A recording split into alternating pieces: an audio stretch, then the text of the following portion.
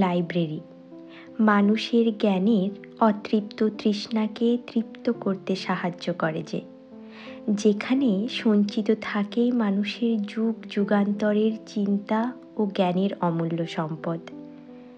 একটি গুপ্তধনের বক্ষের মতো, যেখানে প্রতিটি বই কৌতূহলী মন দ্বারা উন্মোচিত হওয়ার জন্য গোপনীয়তা ধারণ করে, যেখানে অনাকাঙ্ক্ষিত গল্পে ভরা শেলফের সারিতে থাকা বইগুলো এক নিমেষে আপনার বন্ধু হয়ে ওঠে। নমস্কার, কেমন আছেন সবাই? আমার নতুন একটি ব্লগে আমি সোনালি আপনাদের স্বাগত জানাই।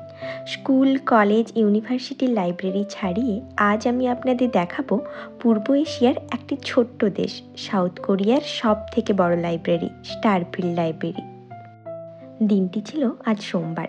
কোরিয়াতে এখন বেশ একটা লম্বা ভ্যাকেশন চলছে, প্রায় টানা 6 দিনের মতো। ভ্যাকেশনটা আসলে কোরিয়ান নিউ ইয়ার সেলিব্রেশনের জন্য। কোরিয়ানরা এটাকে শিওলাল বলে। এই ছুটিতে বাড়িতে বসে থাকতে কার মন চায় বলুন তো? তাই দুজনে বেরিয়েই পড়লাম। এখন আমরা হাঁটছি গাংনাম স্ট্রিটের ওপর দিয়ে। আর এই যে দেখুন, এখানে একটা গাংনাম স্টাইলের স্ট্যাচুও করা রয়েছে।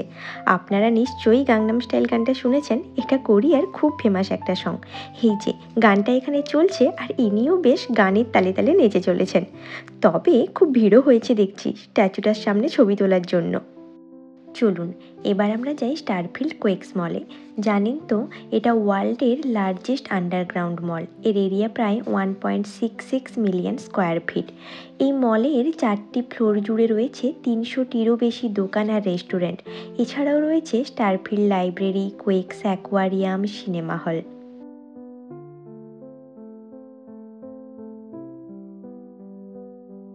এই যে এসকালেটরে করে নিচে চলে এলাম। এখন আমরা ঠিক করেছিলাম প্রথমে লাইব্রেরিটা দেখব, তারপর অ্যাকোয়ারিয়ামের দিকে যাব। তো এখন দেখার পালা লাইব্রেরিটা কোন দিকে রয়েছে। আর আজকে মনে হয় এখানে কিছু শো রয়েছে, তাই দেখুন সবাই কেমন লাইন দিয়ে বসে রয়েছে। নিউ ইয়ার সেলে যাবে নাকি? কোথায়? চলো।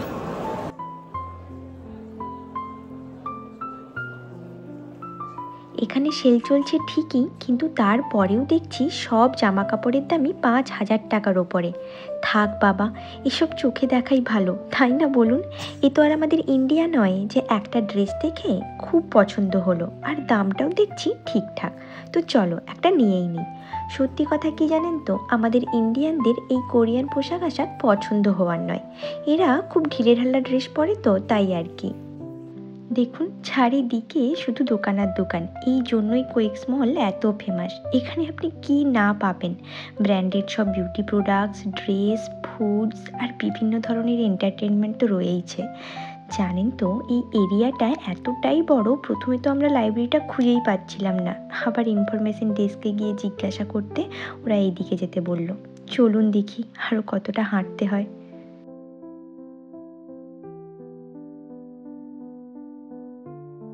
এই যে অ্যাট লাস্ট এসে পৌঁছালাম লাইব্রেরিতে।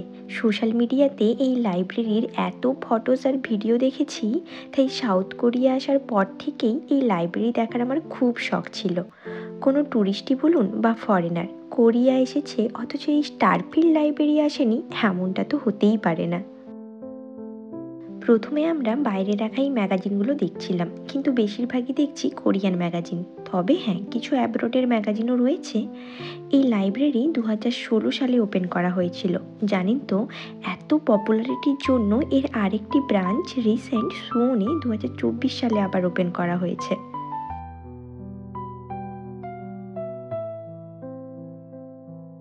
চলুন এবার ভেতরে যাই। বাহ, দেখুন এখনও লাইব্রেরিটা ক্রিসমাস ট্রি, স্টার, লাইটিং দিয়ে সাজানো রয়েছে। আর বুক সেলফসগুলো দেখুন, প্রায় 13 মিটার করে লম্বা। এখানে প্রায় 70,000-এর মতো বই রয়েছে আর প্রায় 400 ধরনের ম্যাগাজিন। শুধু সাউথ কোরিয়ার যে বই তা নয়, বিভিন্ন অ্যাব্রোডের বইও এখানে আপনি পাবেন। এই স্টারফিল্ড লাইব্রেরির স্টার রেফার করে টু ড্রিম, আর ফিল্ড মানে তো empty space. So Starfield library means the library is an open space for visitors about to fulfil their dreams. সত্যি কিন্তু তাই। দেখুন, এই লাইব্রেরিতে কোনো দরজাই নেই, সবার জন্যই ওপেন এটা। তবে হ্যাঁ, বই আপনি বাড়ি নিয়ে যেতে পারবেন না। এখানে আসুন, বসুন আর যতক্ষণ খুশি বই পড়তে থাকুন।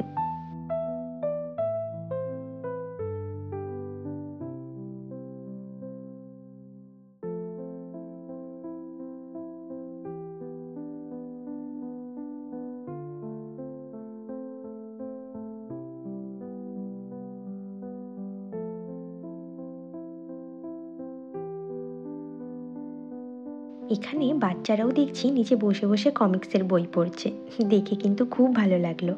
দাঁড়ান, এবার আপনাদের বুক সেলফের কাছে গিয়ে বইগুলো দেখাই। দেখুন কি সুন্দর সাজানো রয়েছে বইগুলো, একটাও কিন্তু এলোমেলো হয়ে নেই। চলুন এবার ওপরে যাই। সত্যি দেখুন চারিদিকে শুধু বই আর বই। এখন আবার ভ্যাকেশন চলছে তো তাই খুব ভিড়ও হয়েছে দেখছি। আমার কাছে তবে লাইব্রেরি মানে ছিল একদম নিশ্চুপ শুনশান একটা জায়গা, যেখানে সবাই শুধু মনোযোগ দিয়ে বইয়ের পৃষ্ঠা উল্টাতে থাকে। কিন্তু এই লাইব্রেরির চিত্র একদমই আলাদা, কি তাই না? এই লাইব্রেরির মধ্যেই ছিল একটা ক্যাফে, আর ক্যাফেতে থাকা এই সুন্দর কেকগুলো শুধুমাত্র দেখেই পাশ দিয়ে চলে যাওয়া ছিল খুব কঠিন একটা কাজ। তার উপর জানেন তো বাইরে আবার ঝমঝমিয়ে স্নোফল হচ্ছিল, যেটা এই ক্যাফেতে বসেই খুব ভালোভাবে উপভোগ করা যাবে। তাই দুজনে দু রকমের কেক অর্ডার করলাম। সত্যি দুটো কেকই খেতে কিন্তু অসাধারণ ছিল। তো চলুন আজকের এই ব্লগটা এখানেই শেষ করছি। দেখা হবে অন্য একদিন। আর আজকের এই লাইব্রেরি দেখে আপনাদের কেমন লাগলো তা অবশ্যই কমেন্টে জানাবেন। ও হ্যাঁ, আপনাদের তো কোয়েক্স অ্যাকোয়ারিয়ামটা দেখানোই হয়নি, ওটা আমি আমার নেক্সট ব্লগে দেখাবো। সো যারা আমার এই চ্যানেলে নতুন তারা প্লিজ চ্যানেলটিকে সাবস্ক্রাইব করে রাখবেন। আর আজকের এই ব্লগটা ভালো লাগলে একটা লাইক ও শেয়ার করে দেবেন।